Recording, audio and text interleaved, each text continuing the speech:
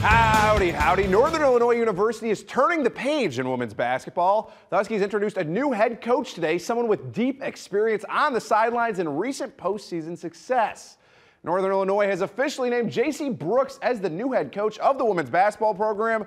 Brooks brings 18 years of college coaching experience, including 5 seasons in a head coaching role. She joins NIU after helping lead Buffalo to the 2025 WNIT championship, wrapping up her time with the Bulls just days ago. Brooks has coached in multiple postseason tournaments and is known for her focus on player development and program culture. She becomes the 11th NIU head basketball coach for women's basketball.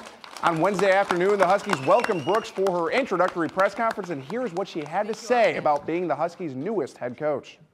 Building the culture, right? And I know I have a solid foundation. I'm walking into a very solid foundation, which I'm excited about, but I need to continue to build that.